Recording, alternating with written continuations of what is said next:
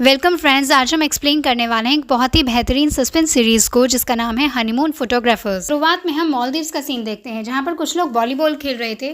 तभी एक लड़की वॉलीबॉल लेने के लिए आगे जाती है और वो देखती है कि यहाँ तो एक लाश पड़ी है, जिसे देखकर लड़की की हालत बहुत ख़राब हो जाती है। इसके बाद यहाँ के पुलिस को बुलाया जाता है और फिर कहानी 3 दिन पहले शिफ्ट हो जाती है, जहाँ हम एक लड़की को देखते हैं जिसका नाम अंबिका है और वो पेशे से फोटोग्राफर है। अब यहाँ एक आदमी अंबिका से पूछता है कि आप अकेली हैं क्या? तो अंबिका कहती है कि नहीं, मैं हनीमून पर जा रही हूँ जहाँ मुझे क्लाइंट की फ़ोटो खींचनी है। तभी आदमी और ज़्यादा इंटरेस्टेड हो जाता है और कहता है कि मेरा मालदीव्स में होटल भी है, अगर आप इंटरेस्टेड हो तो साथ में चलकर एंजॉय करते हैं। ये बात अंबिका को अच्छी नहीं लगती और वो उसे मज़ा चखाने के लिए उसके ऊपर गलती से कॉफ़ी गिरा देती है। इसके बाद वो आदमी वहाँ से हट जाता है। फिर हम एक कपल को देते हैं जो अपनी वेडिंग फ़ोटोज़ देख रहे थे और इन्हीं के हनीमून फ़ोटोज़ के लिए अंबिका इनके साथ जा रही थी। यहाँ हमें पता चलता है कि लड़का इंडिया की बहुत बड़ी फार्मा कंपनी का मालिक का इकलौता बेटा है जिसका नाम है अधीर और उसकी बीवी का नाम है जोया। अब अधीर आकर अंबिका से मिलता है और बातें करने लगता है। वहीं हम जोया को देखते हैं जो अंबिका को घूर रही थी। अब ऐसा क्यों है ये हमें आगे पता चलेगा। इसके बाद ये लोग मालदीव्स पहुंचते हैं जहां अंबिका इस कपल की फ़ोटो क्लिक करती है। तभी एक लेडी आकर अधीर को चांटा लगा देती है और कहती है कि तेरी दवाई फैलिंग के कारण मेरी बेटी को हार्ट अटैक आ गया और वो मर गई, जिसे देखकर अंबिका भी हैरान थी। हालांकि लेडी को जो उसके साथी थे वो आगे ले जाते हैं और अधीर हनीमून एंजॉय करने लगता है। फिर जब ये लोग होटल में चेक इन करने आते हैं तो वहाँ अंबिका को एक लड़का नज़र आता है जो अंबिका को कहीं ना कहीं अच्छा लग गया था। इसके बाद अंबिका अपने रूम में आकर अधीर की फैलिंग दवाई के बारे में देखने लगती है इंटरनेट पर और उसे पता चलता है कि इस दवाई के कारण इंडिया में अधीर के पापा की कंपनी के खिलाफ धरने दिए जा रहे हैं, लेकिन पुलिस कोई एक्शन नहीं ले रही है। फिर अंबिका अधीर की शादी की फ़ोटोज़ देखने लगती है और कहानी 9 मंथ्स पहले चली जाती है जहां अंबिका ने अधीर की काफ़ी अच्छी फ़ोटोज़ क्लिक की थी।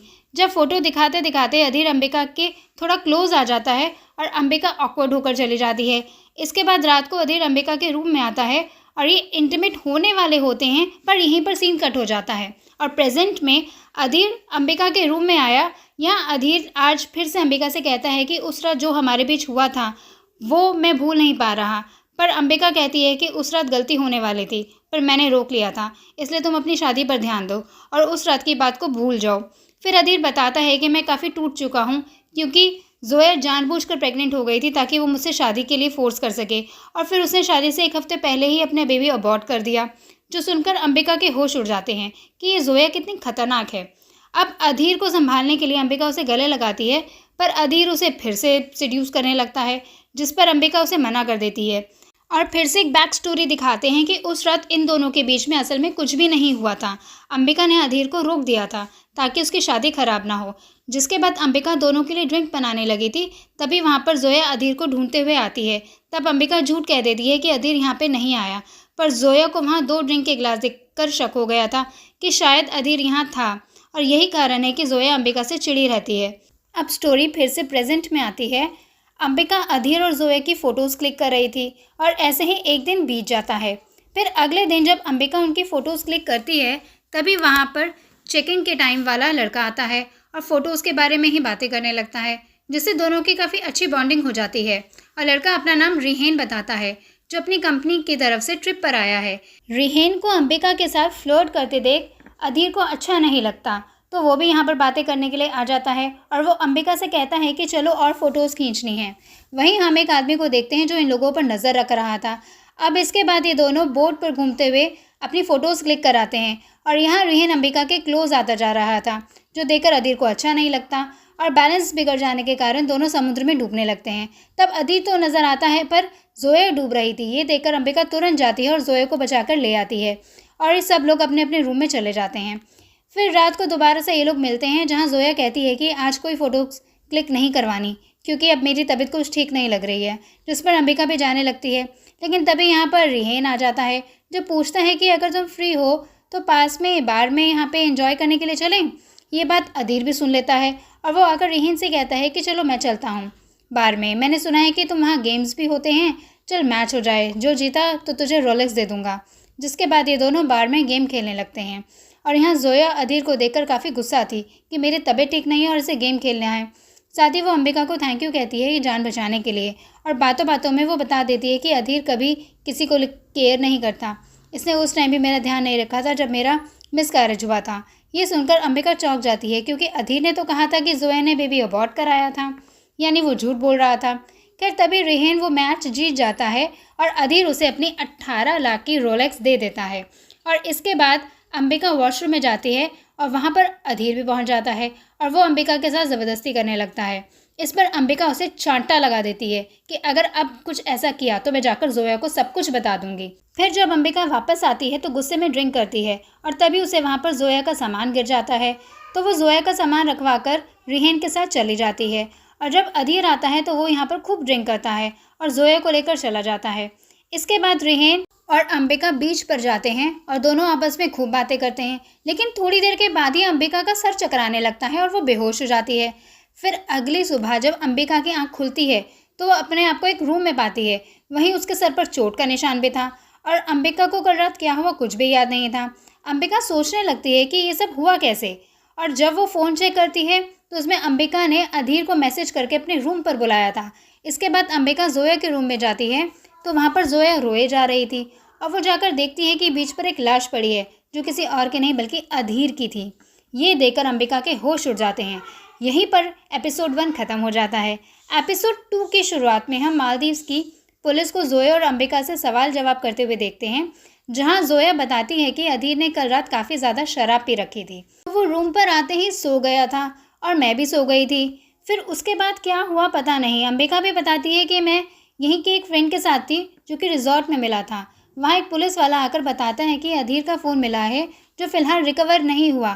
तो ये देखकर अंबिका डर जाती है क्योंकि कल रात ही तो उसने अधीर को अपने मैसेज करके अपने पास बुलाया था। अब ऐसे में पुलिस उसे ही कातिल समझेगी। फिर इसके बाद जब पूछताछ खत्म होती है तो अंबिका सीधे रेहान के बारे में पता करने के लिए रिसेप्शन पर जाती है, जहां उसे पता चलता है कि यहाँ तो इस रेहान नाम का कोई भी रूम बुक नहीं हुआ है। ये देखकर अंबिका हैरान हो जाती है कि ऐसे कैसे। इसके बाद रात को पुलिस वाला आकर बताता है कि ये केस बस एक एक्सीडेंट लग रहा है जिसमें अधीर स्विमिंग करते हुए डूब गया होगा, इसलिए अगर आप चाहते हैं तो पोस्टमार्टम हम करा सकते हैं। जिस पर जोया रोते हुए कहती है कि अब मैं अधीर को तो इंडिया लेकर जाऊंगी, वही होगा जो होना होगा। और ये लोग सीधा इंडिया आ जाते हैं। अब इंडिया आते ही जब अधीर की माँ और पापा उसे देखते हैं तो अधीर की माँ कहती है कि अधीर स्विमिंग चैंपियन था तो वो डूब ही नहीं सकता, इसलिए वे पोस्टमार्टम की डिमांड करते हैं और ये केस यहाँ से शुरू होता है। वहीं अधीर के पापा सोमेश इतने बड़े बिजनेसमैन थे तो ये न्यूज़ मीडिया में हर जगह चलने लगती है कि अधीर को किसने मारा होगा। फिर हम देखते हैं कि अंबिका अपने रूम पर अधीर वाली न्यूज़ ही देख रही होती है।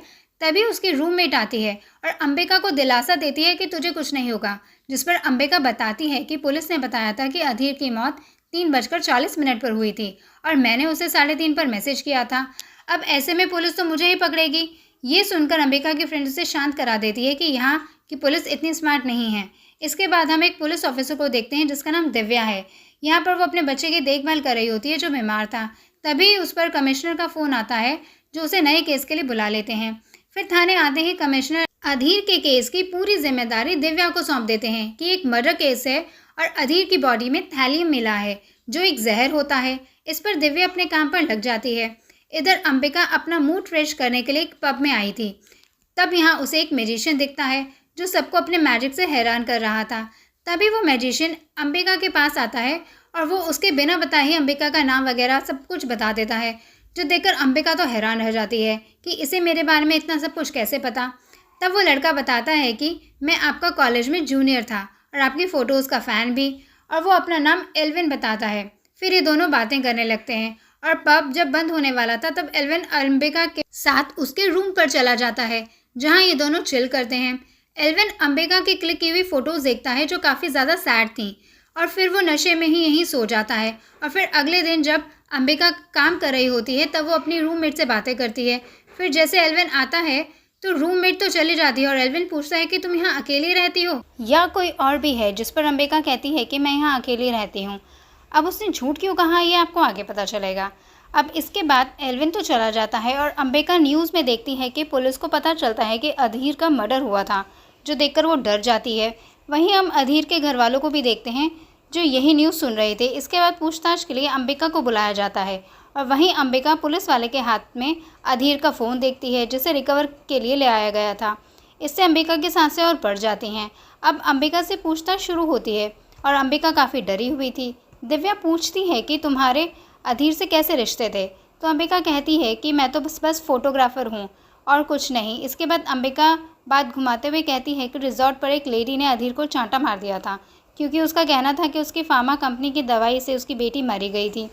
तब अंबिका बताती है कि उसकी मेरे पास फ़ोटोज़ भी हैं। साथ ही अंबिका उस रात के बारे में भी बताती है कि मैं एक लड़के के साथ बीच पर चली गई थी जिसका नाम रिहेन था, लेकिन ज़्यादा ड्रिंक करने के बाद क्या हुआ मुझे कुछ याद नहीं है। तब दिव्या रिहान का नंबर मांगती है, लेकिन अंबिका पर उसका नंबर भी नहीं था। इसके बाद अंबिका रूम पर आकर ये सब अपनी रूममेट को बताती है और ये दोनों यही सोचने लगते हैं कि कैसे भी करके अधीर वाला फ़ोन रिकवर ना हो जाए। बस इसके बाद हम दिव्या के घर का सीन देखते हैं, जहाँ दिव्या का पति उसे कह रहा होता है कि अपने बेटे का भी थोड़ा सा तुम ध्यान रख लो, वो बीमार है। जिस पर दिव्या अपने काम में ही लगी रहती है और इनकी बातों से हमें समझ आता है कि दिव्या के उसके पति ने कोई बहुत बड़ी गलती कर दी थी, जिसके कारण वो आज भी उससे बात नहीं करती। तभी दिव्या पर फ़ोन आता है और वो काम से चली जाती है। फिर हम दिव्या को उस लेडीज़ के घर पर देखते हैं जिसने अधीर को चांटा मारा था। वो यहाँ पर अधीर को चांटा मारने का कारण बताती है कि उन्हीं दवाइयों की वजह से मेरी बेटी मारी गई थी।